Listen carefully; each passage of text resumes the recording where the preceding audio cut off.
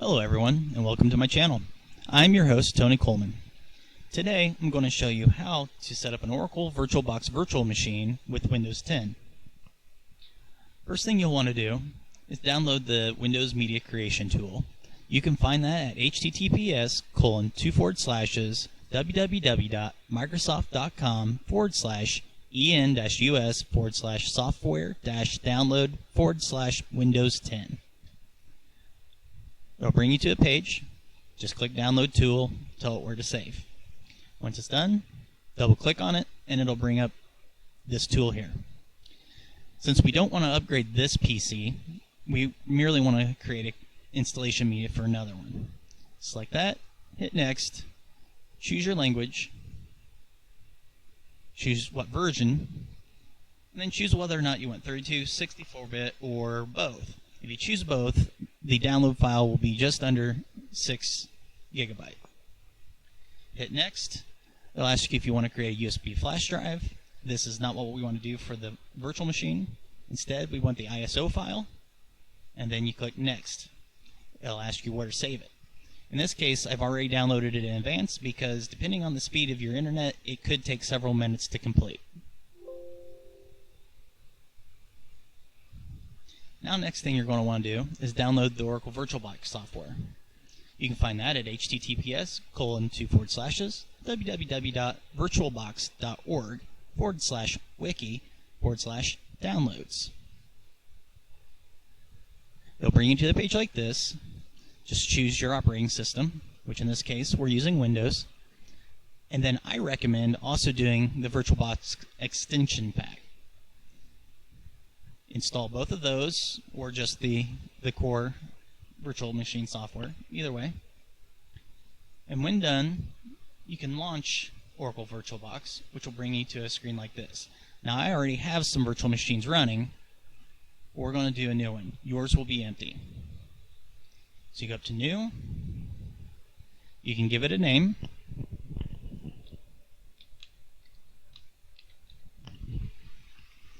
Choose the operating system.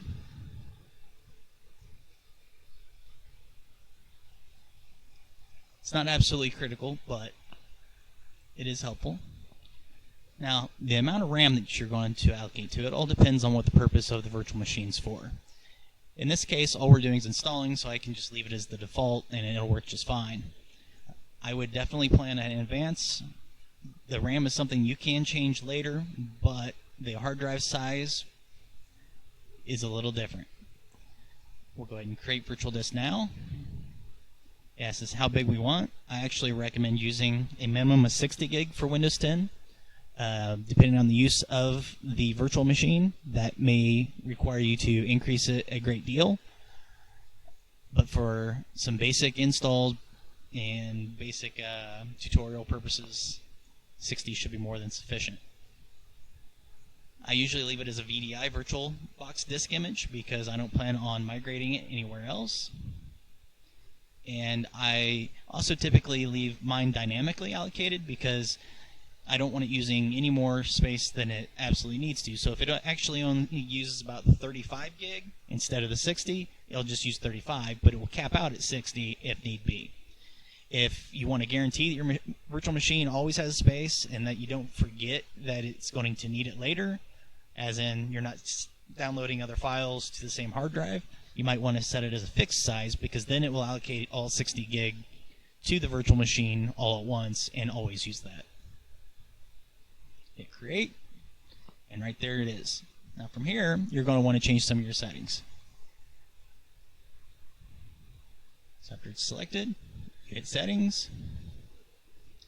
Here you can rename it. You can tell it where it's going to reside, whether you want to share the clipboard or not, whether you want to drag and drop files directly into it. Here's where you can change the amount of RAM, how many processors, or basically CPU cores or threads, and whether or not you want to give it the virtualization acceleration options.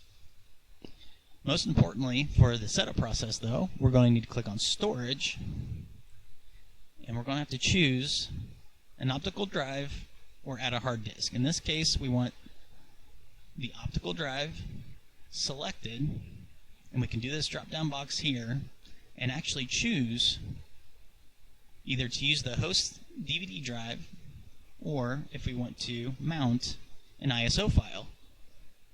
This is the Windows ISO file that I downloaded previously, so I'm going to attach it as if it's a hard drive or a DVD drive. You can see it's listed right there, Windows ISO. Hit OK. And then now all I have to do is hit start. By doing this, it's almost like you're hitting the power button on a PC, and it will try to boot up using the normal boot up options, one of which is booting off the CD-ROM drive.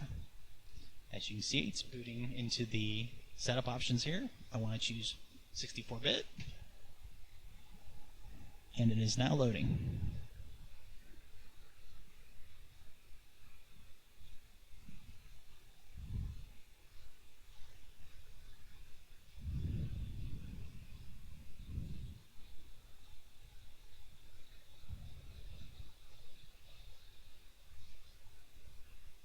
Here, since I speak English and I read English, I use the defaults. Install now.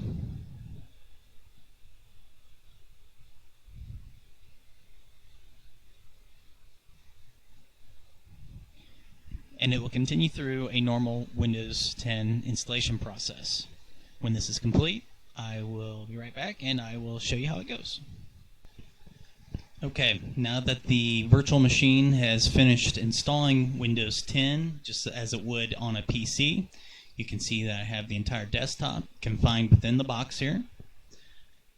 I can click on Start menu, just as I had before. I can launch applications. So in this case, I'll go down to Accessories, Notepad. There it is. Restarting the computer. Looks like this.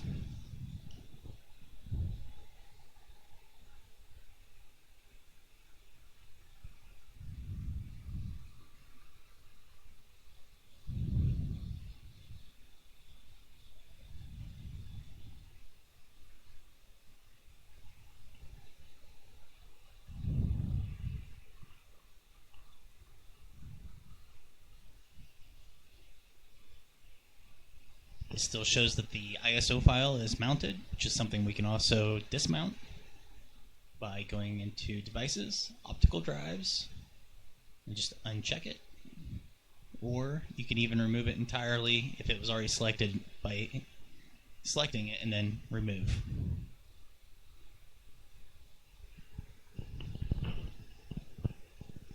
The only reason to do that is if you don't want the boot up process to try to detect booting off of the CD-ROM. As you can see, it's loading back into the profile that was set up.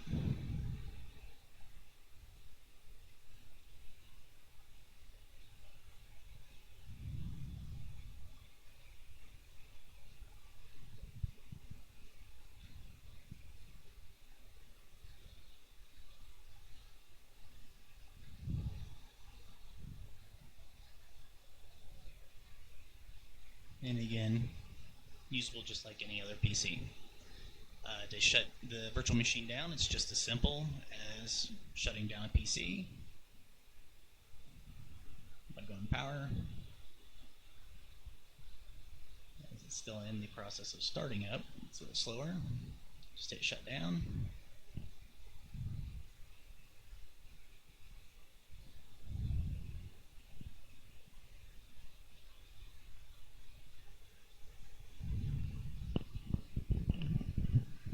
And as soon as it shuts completely down, the entire box will close out. And as you can see from the status here in the manager, it is powered off. That's all there is to it. If you want to start it back up, you just select it and hit start, and it will launch the virtual machine container all over again. If you have any questions, feel free to post in the comments. I want to thank you for watching my video, and if you enjoyed it, or if you found that it was helpful, please click subscribe and share the video, as it may assist others in the process of experimenting with their own programs as well. It doesn't cost anything and does help content providers like myself a great deal. Until next time, see you then.